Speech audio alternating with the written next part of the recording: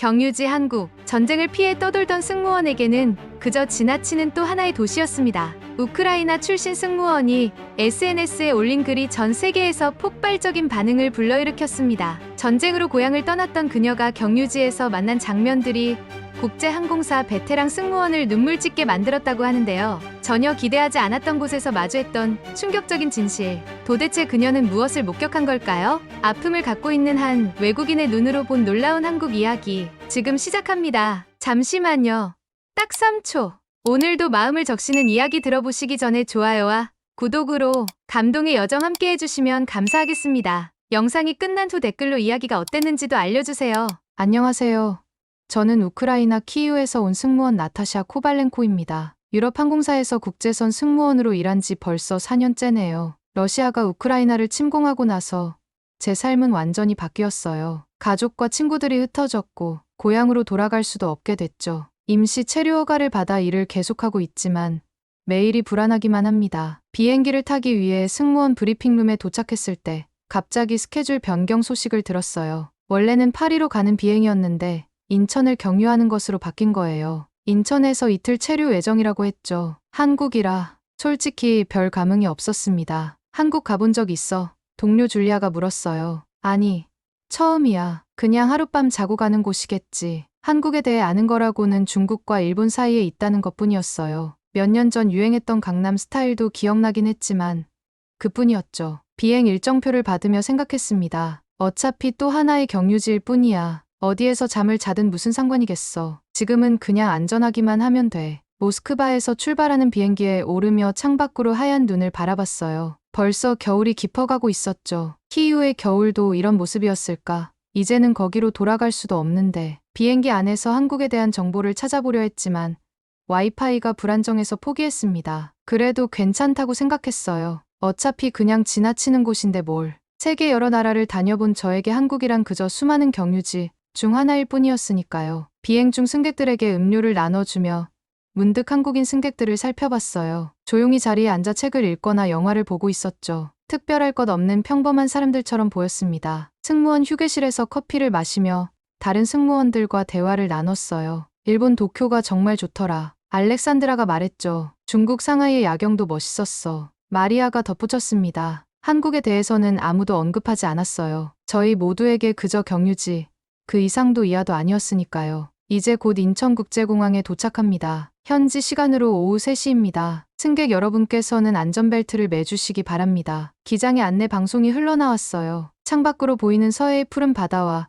그 너머로 펼쳐진 도시를 바라봤습니다. 평범해 보이는 도시 풍경이었죠. 착륙을 준비하며 이틀이면 다시 이곳을 떠나 상하이를 거쳐 파리로 향한다는 생각에 별다른 감정이 들지 않았어요. 비행기가 활주로에 닿는 순간 제 마음 한구석에서는 여전히 그냥 하룻밤 자고 가는 곳이라는 생각뿐이었습니다. 이 나라가 제게 어떤 의미로 다가올지 그때는 전혀 알지 못했죠. 그저 경유지, 별 기대 없는 이름일 뿐이었으니까요. 비행기에서 내리자마자 느낀 첫 인상은 넓다였어요. 인천국제공항의 천장은 높게 솟아 있었고 바닥은 반짝반짝 빛났습니다. 유럽의 공항들과는 확연히 다른 분위기였죠. 와, 생각보다 크네. 말이 절로 나왔어요. 특히 놀라웠던 건 무인 수화물 시스템이었습니다. 키이우에서는 여전히 사람이 직접 확인하는 경우가 많았는데 여기서는 모든 것이 자동화되어 있었어요. 수화물을 체크인하는 승객들이 터치스크린을 조작하는 모습이 인상적이었죠. 공항 한쪽에서는 안내 로봇이 움직이고 있었어요. 둥그런 머리와 팔을 가진 로봇이 승객들에게 길을 안내하고 있었습니다. 아이들은 로봇을 신기하게 바라보며 사진을 찍고 있었죠. 전쟁으로 파괴된 키이우의 모습과는 너무나 대조적이었어요. 여기는 평화로웠습니다. 화장실로 갔는데 그곳도 놀라울 정도로 깨끗했어요. 거울은 얼룩 하나 없이 깨끗했고 세면대는 물기 없이 말끔했죠. 그런데 바로 그때였어요. 제가 평생 잊지 못할 장면을 목격한 순간이. 한 청소 아주머니가 바닥을 열심히 닦고 계셨어요. 주황색 조끼를 입으신 아주머니는 묵묵히 자신의 일에 집중하고 계셨죠. 그때 서른대로 보이는 한 남성이 화장실에 들어왔어요. 그런데 이 남성이 청소 중인 바닥을 보자 걸음을 멈추더니 아주머니를 향해 고개를 숙이며 말했습니다. 고생 많으십니다. 단 3마디였지만 그 말을 들은 순간 저는 그대로 얼어붙었어요. 청소 노동자에게 인사를 한다고요? 러시아가 침공했을 때 거리의 노인들도 청소하는 분들도 아무도 도와주지 않았어요. 오히려 그만 좀 해라. 방해된다고 말하는 사람들이 많았죠. 하지만 여기서는 아주머니는 환하게 웃으며 네, 감사합니다라고 답하셨어요. 그리고 남성은 아무 일도 없었다는 듯 화장실로 들어갔죠. 저는 그 자리에 서서 한동안 움직이지 못했습니다. 너무나 자연스러운 장면이었지만 동시에 너무나 충격적이었거든요. 우리나라는 전쟁 중이야. 생존이 우선이지. 누가 누굴 챙기겠어. 그런 생각들로 가득했던 마음이 흔들리기 시작했습니다. 화장실을 나오는 길에 저도 모르게 그 아주머니를 향해 고개를 숙여 인사했어요. 아주머니는 다시 한번 환한 미소로 답해주셨습니다. 가슴 한편이 따뜻해지는 느낌이었어요. 동료들에게 돌아가는 길, 공항 곳곳을 둘러보니 이제야 보이는 것들이 있었습니다. 사람들이 질서 있게 줄을 서서 기다리는 모습, 큰 소리로 떠들지 않고 조용히 대화하는 승객들, 그리고 무엇보다 서로에 대한 예의를 지키는 모습들이요. 문득 이 나라에 대해 아는 게 너무 없다는 생각이 들었습니다. 중국과 일본 사이 어딘가에 있는 나라. 그런 단순한 인식만으로는 설명할 수 없는 무언가가 여기 있었어요. 다들 준비됐어? 호텔로 이동할 시간이야. 수석 승무원의 말에 저는 정신을 차렸습니다. 버스를 타고 호텔로 향하는 동안 창밖으로 보이는 인천의 풍경을 바라봤어요. 깨끗한 도로, 반듯하게 정리된 건물들, 그리고 질서 있게 움직이는 차량들. 하지만 제 머릿속에는 여전히 그 장면이 맴돌고 있었습니다. 고생 많으십니다. 단순한 세 마디였지만 그 말에 담긴 의미는 결코 단순하지 않았어요. 그것은 존중이었고, 인정이었고, 누군가의 노동을 귀하게 여기는 마음이었습니다. 전쟁 속에서는 자신의 목숨 하나 부지하기도 힘들죠. 남을 배려할 여유가 없어요. 하지만 여기는 평화로웠고, 그 평화 속에서 사람들은 서로를 배려할 수 있었던 거예요. 이제 막 한국이라는 나라에 발을 디뎠을 뿐인데, 벌써 제 마음속에 작은 변화가 일어나기 시작했던 거죠. 호텔에 도착했을 때는 이미 해가 지기 시작하고 있었어요. 로비는 따뜻한 조명으로 환하게 밝혀져 있었습니다. 리셉션 데스크로 향하는데 직원 한 분이 밝은 미소로 저희를 맞이했어요. 그리고는 제가 전혀 예상치 못한 말을 했죠. 도브리 디전.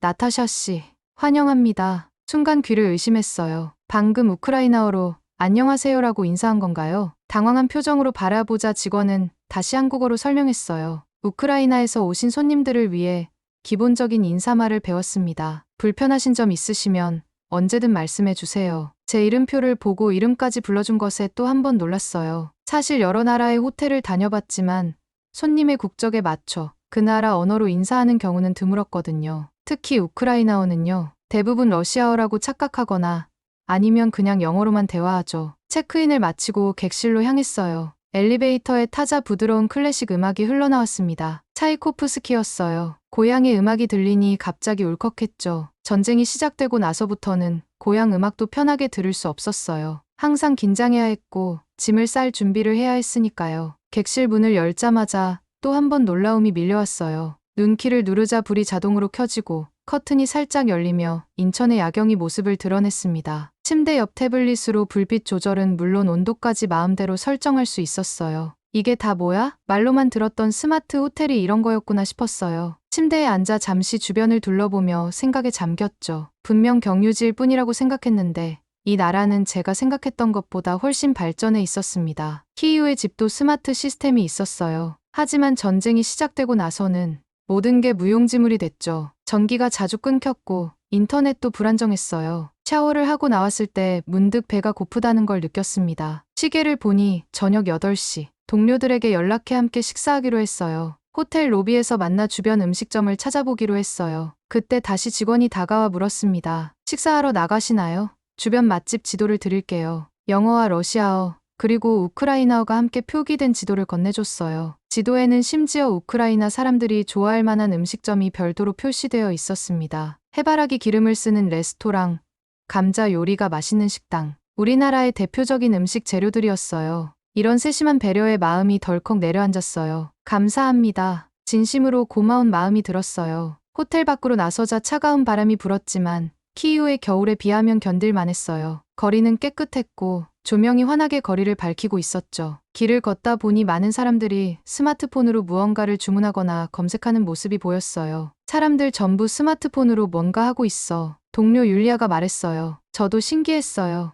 우리나라에서는 일단 전쟁이 시작되고 나서는 휴대폰 사용도 조심해야 했거든요. 위치가 추적될 수 있으니까요. 거리 한편에서는 공유 자전거를 스마트폰으로 결제하고 타는 젊은이들도 보였습니다. 이렇게 모든 것이 첨단 기술로 연결된 도시라니 그런데 더 놀라웠던 건 이런 기술 속에서도 사람들이 서로를 배려하는 모습이었어요. 건널목에서 차들이 보행자를 위해 멈춰서고 있었어요. 지하철 계단에서 노인을 위해 길을 비켜주는 젊은이들도 보였죠. 그리고 무엇보다 모든 공간이 깨끗하게 정돈되어 있었습니다. 집차가 뜯어진 채 붕괴된 건물들, 포탄 자국이 남은 도로들, 그런 모습은 어디에도 없었어요. 이 모든 광경을 보며 저는 다시 한번 생각했습니다. 내가 정말 이 나라에 대해 아는 게 없었구나. 식당을 찾아 들어가니 직원이 밝은 미소로 맞이했어요. 우리가 우크라이나에서 온 손님임을 알아차렸는지 영어 메뉴판과 함께 번역 앱을 보여주며 말했죠. 이걸로 대화할 수 있어요. 편하게 물어보세요. 그 순간 저는 이 나라가 단순히 기술만 발전한 게 아니라 그 기술을 사람을 위해 사용하고 있다는 걸 깨달았어요. 식사를 마치고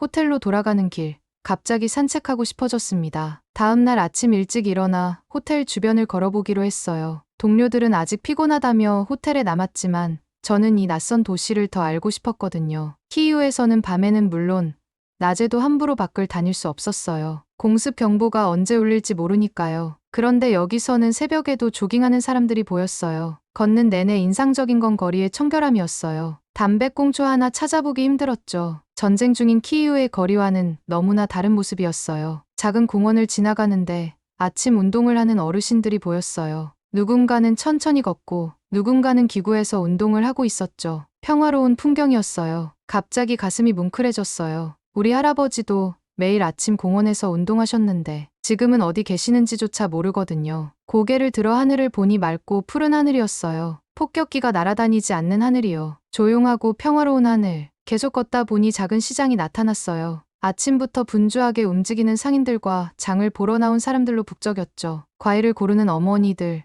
생선을 사는 아버지들. 일상적인 풍경이었지만 제게는 그리운 풍경이었어요. 그때였어요. 시장 한쪽에서 한 할머니가 손수레를 끌고 가다가 갑자기 균형을 잃고 넘어지셨어요. 순간 저도 놀라 그쪽으로 뛰어가려 했는데 제 옆에서 걷던 고등학생으로 보이는 남학생과 20대 청년이 먼저 달려갔어요. 괜찮으세요? 할머니. 두 사람이 동시에 할머니의 손을 잡고 일으켜 세웠습니다. 할머니는 고맙다며 계속 고개를 숙이셨어요. 그런데 그 학생과 청년은 거기서 멈추지 않았어요. 학생은 할머니의 짐을 정리해주고 청년은 손수레를 들고 말했죠. 어디까지 가세요? 저희가 도와드릴게요. 할머니는 처음에는 괜찮다고 사양하셨지만 두 사람의 진심 어린 제안에 결국 고개를 끄덕이셨어요. 그리고 청년은 손수레를 끌고 학생은 할머니의 팔을 부축한 채로 골목 끝까지 함께 걸어갔죠. 저는 그 자리에 그대로 서서 그 광경을 지켜봤어요. 눈시울이 뜨거워졌죠. 이런 장면은 전쟁 전 우리나라에서도 볼 수 있었어요. 하지만 지금은 모두가 자신의 목숨 지키기에 급급하니까요. 할머니와 두 젊은이가 사라진 후에도 저는 한동안 그 자리에 있었어요. 무언가 가슴 한편이 따뜻해지는 느낌이었습니다. 이 나라의 사람들은 왜 이렇게 서로를 존중하고 배려하는 걸까? 단순히 예의범절의 문제가 아니라 더 깊은 무언가가 있는 것 같았어요. 그렇게 생각하며 계속 걸었어요. 얼마 지나지 않아 바다가 보이기 시작했습니다. 차가운 겨울 바다였지만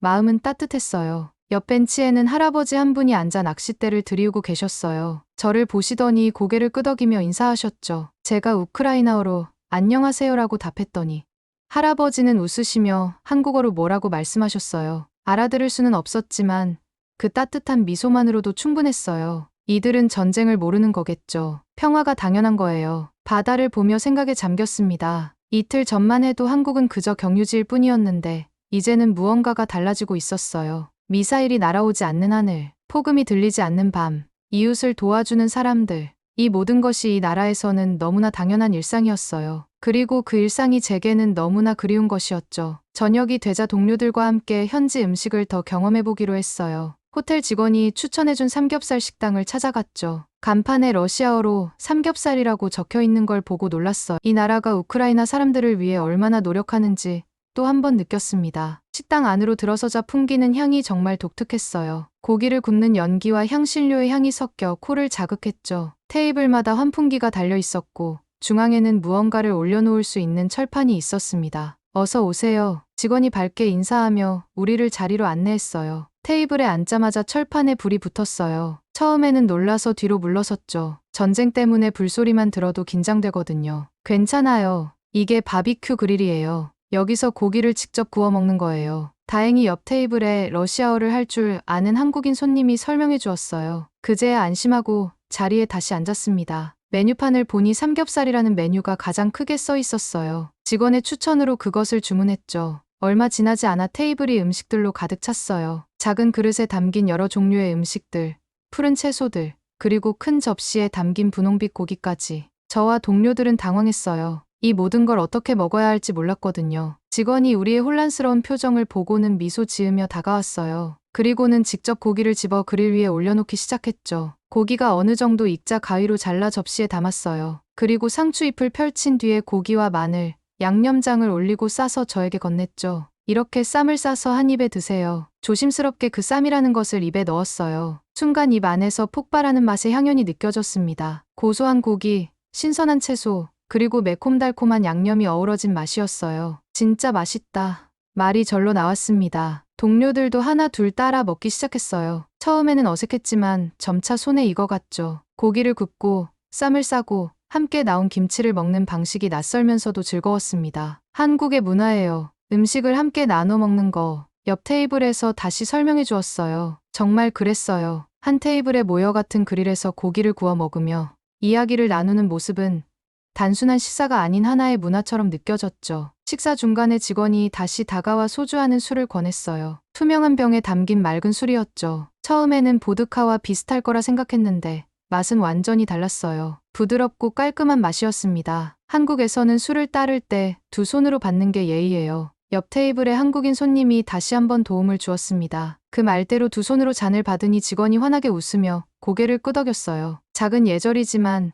그 안에 담긴 존중의 마음이 느껴졌죠. 식사를 거의 마칠 무렵 직원이 다시 다가와 물었어요. 식사 맛있게 하셨나요? 더 필요한 것 있으세요? 영어와 우크라이나어가 섞인 서툰 발음이었지만 그 진심은 충분히 전해졌습니다. 저는 진심으로 감사하다고 답했어요. 단순히 서비스가 아니라 정성이 느껴졌기 때문이에요. 식당을 나서며 다시 한번 생각했습니다. 삼겹살은 단순한 음식이 아니었어요. 그것은 함께 나누는 문화였고 정성이었고 소통의 방식이었습니다. 우크라이나에서도 물론 맛있는 음식은 많아요. 하지만 이렇게 음식을 통해 소통하고 문화를 경험하는 것은 정말 새로웠습니다. 호텔로 돌아가는 길, 불빛이 켜진 거리를 걸으며 오늘 하루 경험한 것들을 곰곰이 생각했어요. 공항에서 본 존중의 순간들, 길에서 마주친 따뜻한 배려, 그리고 지금 경험한 음식 문화까지 이 모든 것이 하나하나 연결되는 것 같았어요. 한국은 단순히 기술이 발전한 나라가 아니었어요. 이곳은 사람과 사람 사이의 관계를 소중히 여기는 나라였습니다. 전쟁으로 모든 게 무너진 우크라이나의 현실과 너무나 대조적이었죠.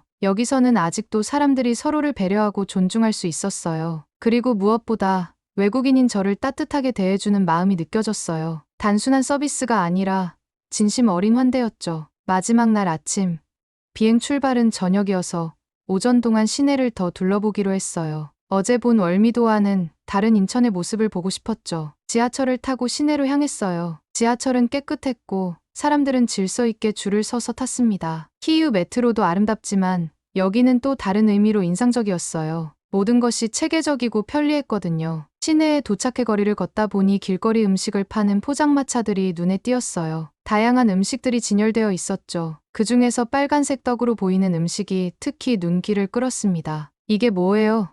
손가락으로 가리키며 물었어요. 아, 떡볶이요. 한국의 대표적인 길거리 음식이에요. 맵지만 맛있어요. 가게 주인 아주머니의 서툰 영어로 된 설명이었지만 충분히 이해할 수 있었어요. 맵지만 맛있다는 말에 호기심이 생겼죠. 우크라이나 음식은 대체로 맵지 않아서 매운 음식에 대한 경험이 거의 없었거든요. 그럼 한번 먹어볼게요. 떡볶이 한 접시를 주문했어요. 아주머니는 뜨거운 떡볶이를 플라스틱 접시에 담아주셨습니다. 빨간 소스에 담긴 하얀 떡과 어묵, 그리고 채소들이 보였어요. 정말 맛있어 보였죠. 조심스럽게 한 조각을 집어 입에 넣었어요. 처음에는 달콤한 맛이 느껴졌습니다.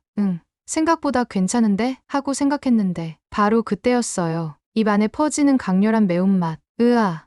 저도 모르게 소리를 질렀어요. 입안이 불에 타는 것 같았습니다. 눈에서는 눈물이 흘러내렸고 코도 시큼거렸어요. 동료들은 제 반응을 보고 웃기 시작했습니다. 나타샤, 괜찮아? 그렇게 매워? 율리아가 걱정스런 표정으로 물었지만 저는 말을 할 수가 없었어요. 너무 매워서 숨을 제대로 쉬기 힘들었거든요. 그런 제 모습을 보던 아주머니가 갑자기 무언가를 건네주셨어요. 여기, 우유 마셔요. 매운 거 가라앉아요. 작은 종이컵에 담긴 우유와 함께 노란색 무언가도 주셨어요. 나중에 알고 보니 그건 단무지라는 것이었죠. 우유를 한 모금 마시자 조금 진정이 됐어요. 그리고 단무지를 한 입 물자 신선한 맛이 입안의 화끈거림을 조금 가라앉혔습니다. 괜찮아요? 아주머니가 진심으로 걱정하는 표정으로 물었어요. 제가 고개를 끄덕이자 안심한 듯 웃으셨어요. 그리고는 떡볶이 그릇에서 가장 덜 매워 보이는 떡을 골라 제게 권하셨죠. 이거 덜 매워요. 천천히 먹어요. 이런 따뜻한 배려에 저는 또 한 번 마음이 울컥했어요.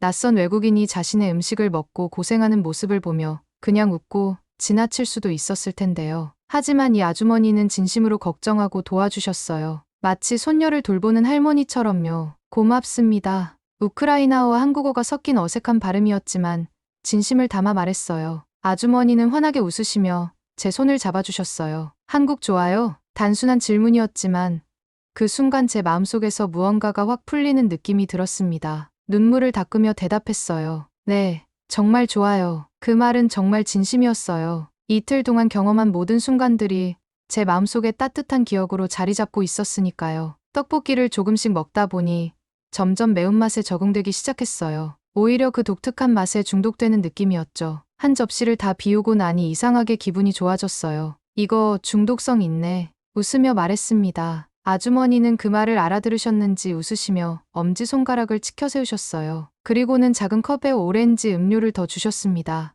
서비스예요. 또 와요. 떡볶이 가게를 떠나며 뒤돌아봤어요. 아주머니는 여전히 웃으며 손을 흔들고 계셨죠. 저도 손을 흔들며 인사했어요. 작은 만남이었지만 그 따뜻함은 오래도록 기억에 남을 것 같았습니다. 시내를 더 둘러보며 걸었어요. 공원을 지나니 아이들이 부모님과 함께 놀고 있었습니다. 웃음소리가 끊이지 않았죠. 한 젊은 엄마가 아이를 업고 놀이터에서 뛰어다니고 있었어요. 전쟁이 나기 전 제 언니도 조카를 이렇게 업고 다녔어요. 계단을 오르는데 앞에 계시던 할머니가 힘들어 하셨어요. 그때 뒤에서 오던 젊은 청년이 쇼핑백을 들어주며 함께 올라갔습니다. 할머니는 고맙다며 몇 번이고 고개를 숙이셨어요. 지하철에서도 젊은 학생이 임산부에게 자리를 양보하는 모습을 봤어요. 특별한 게 아니라 일상이었죠. 여기서는 모든 배려가 자발적이고 자연스러워 보였습니다. 이런 장면들을 보며 생각했습니다. 내가 지금까지 부유한 나라라고 생각했던 곳들에서는 이렇게 자연스러운 배려를 보기 힘들었어요. 하지만 여기서는 풍요로움이 마음의 풍요로 이어지고 있었습니다. 시간은 빠르게 흘러갔어요. 비행기 탑승 시간이 다가왔고 호텔로 짐을 가지러 돌아가야 했죠. 버스에 올랐을 때 제 마음은 복잡했어요. 이 도시를 떠나는 게 아쉬웠거든요. 창밖으로 지나가는 풍경들을 바라보며 생각했습니다. 이틀 전과는 완전히 다른 마음으로요. 처음에는 그저 경유지였어요. 하룻밤 자고 가는 곳. 하지만 지금은 그 어느 곳보다 따뜻한 기억으로 남게 될 곳이었죠. 버스가 호텔에 도착했을 때 제 가슴 속에는 따뜻함과 그리움이 교차하고 있었어요. 키이우로 돌아가면 어떻게 될까? 이곳에서 느낀 평화로움을 다시 느낄 수 있을까? 짐을 정리하며 창밖을 바라봤어요. 인천의 거리는 여전히 깨끗했고 사람들은 질서 있게 움직이고 있었습니다. 중요한 건 기술이 아니었어요. 사람이었죠.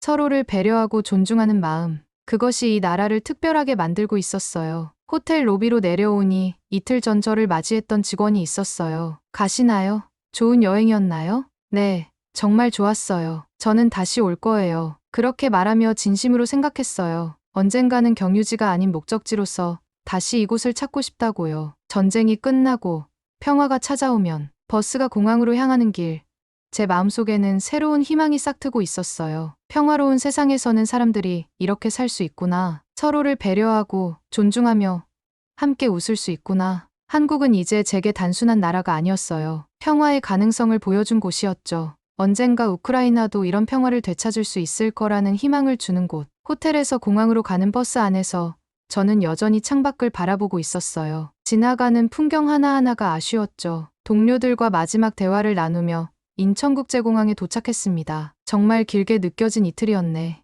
율리아가 말했어요. 사실이었어요. 단 이틀이었지만 제 안에서는 많은 변화가 있었으니까요. 체크인을 마치고 출국장으로 향했어요. 그때 화장실에 들렀는데 이틀 전 처음 만났던 정말 놀라운 일이 벌어졌어요. 입구에서 청소 아주머니와 마주쳤는데 그분이 저를 알아보시더니 환하게 웃으며 인사하시는 거예요. 네, 저를 기억하세요? 아주머니는 한국어로 뭐라고 말씀하셨어요. 제가 이해하지 못하자 몸짓으로 설명해 주셨죠. 이틀 전 제가 인사했던 걸 기억하고 계셨어요. 너무 놀랐어. 수많은 사람들을 만나는 일을 하시는데 한 외국인 승무원을 기억하고 계시다니. 그리고 진심으로 반가워하시는 모습에 또 한 번 감동했죠. 아주머니는 비행기 안전을 빌어주시는 듯한 손짓을 해주셨어요. 저도 두 손으로 감사하다는 의미로 고개를 숙였습니다. 작은 인연이었지만 그 따뜻함이 가슴 깊이 느껴졌어요. 화장실을 나와 면세점을 둘러봤어요. 기념품으로 뭔가 사고 싶었죠. 여러 상점을 구경하다가 작은 자개 열쇠고리를 발견했어요. 한국의 전통 문양이 새겨진 예쁜 열쇠고리였죠. 이걸로 하겠습니다. 계산하면서 이 열쇠고리가 한국에서의 기억을 간직하게 해줄 거라고 생각했어요. 비행기 탑승 시간이 다가왔어요. 게이트로 향하며 마지막으로 인천공항을 둘러봤습니다. 이곳에 도착했을 때는 그저 경유지라고만 생각했는데 이제는 특별한 장소가 되어버렸어요. 기다렸다가 다시 만나자. 율리아에게 말했습니다. 꼭 그래. 다음에는 더 오래 있고 싶어. 비행기에 탑승하며 생각했어요. 짧았지만 정말 깊은 시간이었다. 한국에서의 이틀은 제 마음에 큰 변화를 가져왔으니까요. 좌석에 앉아 창밖을 바라보며 미소를 지었어요. 이제 비행기는 곧 파리를 향해 날아가겠지만 제 마음의 일부는 이곳 인천에 남을 것 같았습니다. 승객 여러분, 지금부터 이륙을 시작하겠습니다. 안전벨트를 꼭 매주시기 바랍니다. 기장의 안내 방송이 흘러나왔어요. 저는 창가 좌석에서 서서히 멀어지는 인천의 풍경을 바라봤습니다. 비행기가 활주로를 달리기 시작했고 점점 속도가 붙었죠. 그리고 이내 땅을 떠나 하늘로 올라갔어요. 창밖으로 점점 작아지는 인천의 모습을 보며 지난 이틀간의 기억이 파노라마처럼 펼쳐졌습니다. 청소 아주머니에게 인사하던 남성의 모습, 손수레를 끌어주던 청년, 쌈을 싸주던 식당 직원, 우유를 건네주던 포장마차 아주머니, 그리고 저를 기억해주셨던 청소 아주머니까지 모든 순간이 선명하게 떠올랐어. 비행기가 구름 위로 올라가자 인천의 모습은 완전히 보이지 않게 됐어요. 하지만 제 마음속에는 선명하게 남아 있었죠. 한국, 어땠어? 옆자리에 율리아가 물었어요. 잠시 생각하다가 대답했어요. 정말 특별했어. 사람들이 얼마나 따뜻한지, 서로를 어떻게 배려하는지. 기술도 놀라웠지만 정작 놀라웠던 건 사람들의 마음이었어. 어느새 가방에서 자개 열쇠고리를 꺼내 바라보고 있었어요. 이 작은 물건이 이제는 제게 큰 의미가 됐죠. 언젠가 키이우도 이렇게 평화로워질까? 혼잣말처럼 중얼거렸어요. 율리아가 제 손을 살짝 잡더니 말했어요. 그럴 거야. 그리고 그때가 되면 우리도 서로를 배려할 여유가 생길 거야. 비행기는 계속해서 하늘을 날고 있었어요. 저는 한국에서의 기억을 하나하나 마음에 새기고 있었죠. 이제 저는 알고 있어요. 평화로운 사회에서는 사람들이 이렇게 살 수 있다는 걸. 서로를 존중하고 배려하며 함께 웃을 수 있다는 걸. 한국은 단순히 지도 위의 한 점이 아니었어요. 희망을 보여준 특별한 나라였죠. 그리고 그 희망이 이제는 제 가슴 속의 작은 불꽃으로 남아 있었습니다. 창밖의 구름을 바라보며 마지막으로 생각했어요. 경유지였던 한국이 나를 위로해줬고 이제 나의 희망이 되었어. 오늘의 이야기는 여기까지입니다. 오늘 이야기에 대해서 어떻게 생각하시나요? 댓글로 여러분의 생각을 나눠주세요. 여러분의 한마디가 큰 힘이 됩니다. 마지막으로 구독과 좋아요 잊지 않으셨죠? 감사합니다.